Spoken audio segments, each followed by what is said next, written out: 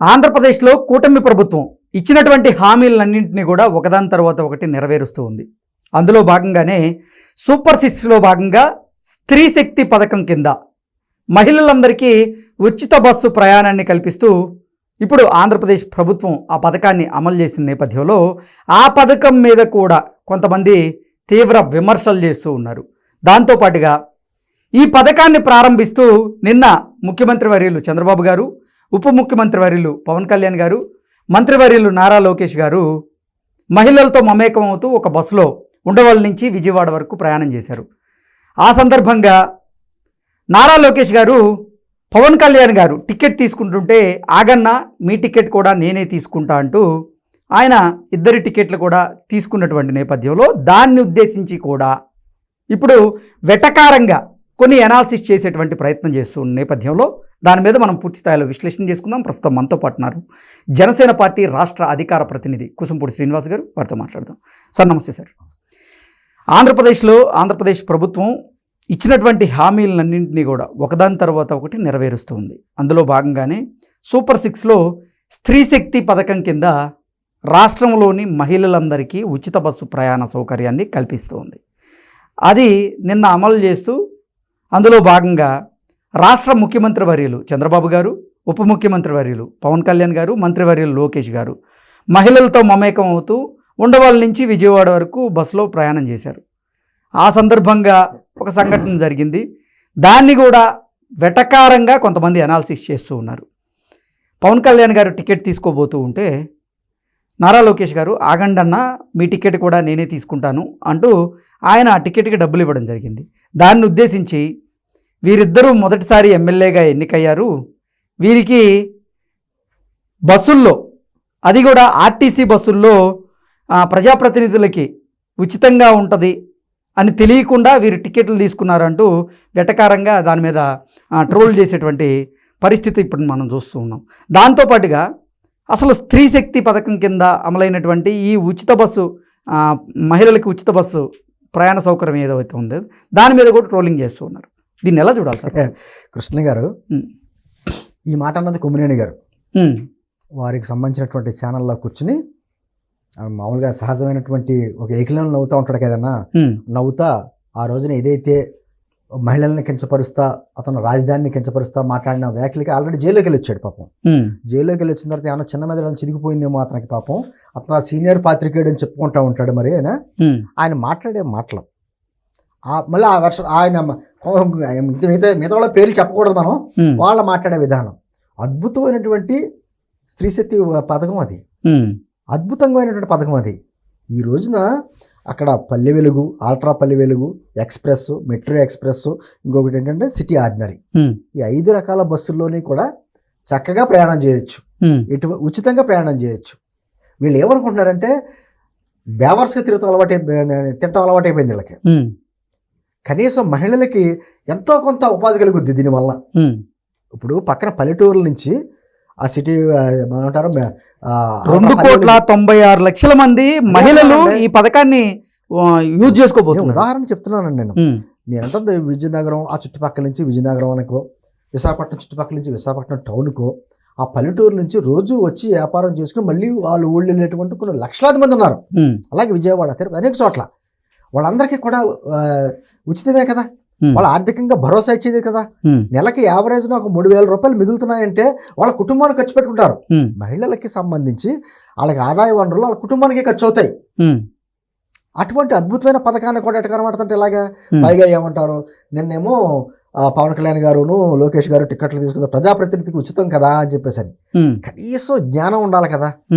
ప్రజాప్రతినిధికి ఉచితమే, మామూలు సామాన్యంగా మహిళలకు కూడా ఉచితమే. కొంతమంది ఇప్పుడు హైదరాబాద్లో మహిళలకు ఉచిత బస్సు ఉంది, కొంతమంది అవసరం డబ్బులు ఇచ్చి టికెట్ తీసుకుంటున్నారు. మాకు ఫ్రీ అవసరం లేదు, మేము డబ్బులు పెట్టుకోగలం, టికెట్ తీసుకుంటాం అంటున్నారు.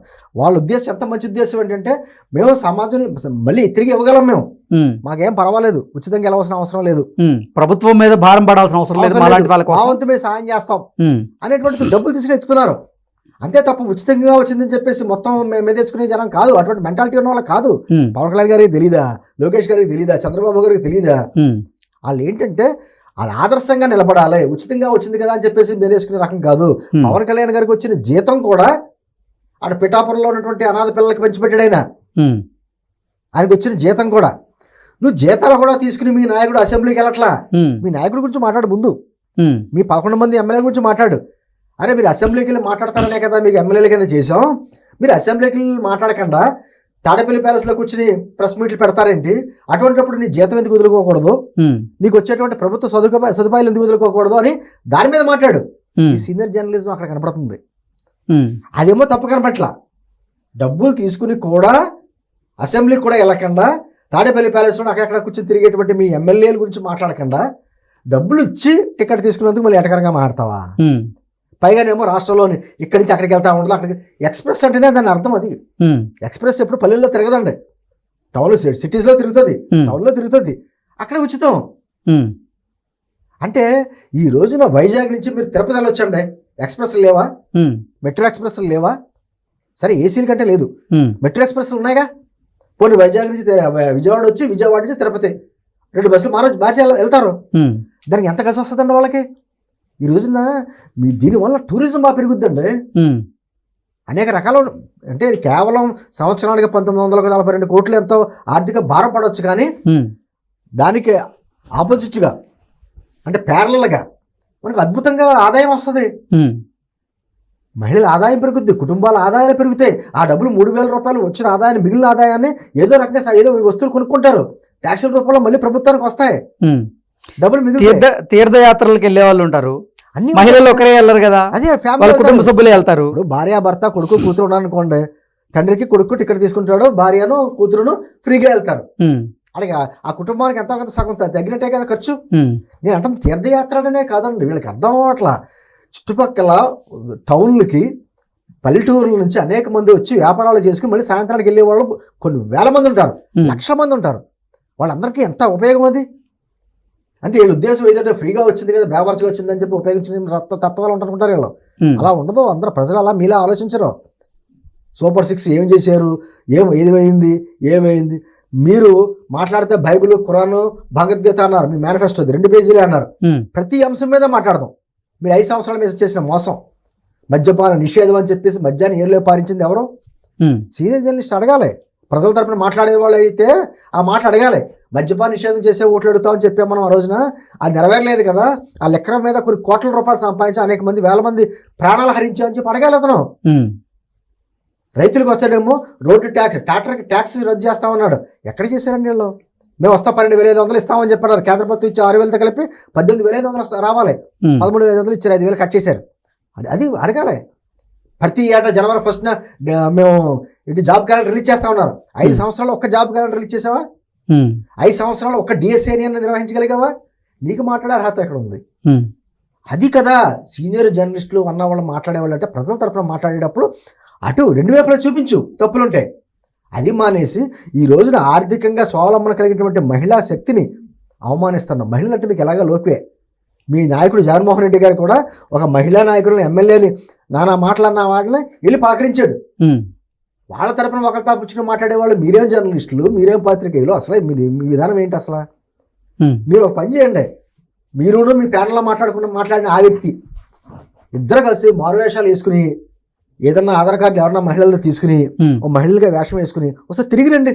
ఓకే, మీకు ఫ్రీ టికెట్ ఉందో లేదో, ఎక్కడి నుంచి ఎక్కడ దిగాలో ఒకసారి తిరిగి రండి. తిరిగి వస్తే మీకు అర్థం అవుద్ది. ఇప్పుడు తెలంగాణ కూడా అంతే అండి.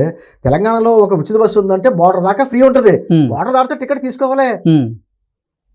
అది మానేసి వెల్లూరుకి మాట్లాడతారంటే ఒకతను అతని దాంట్లోని తిరుపతి నుంచి వెల్లూరు వెళ్ళాలంటే అక్కడ దాకా వెళ్ళలేమంటే మరి వెల్లూరు తమిళనాడులో ఉంది, తమిళనాడు వెల్లూరు దీంట్లో కలిపామనండి.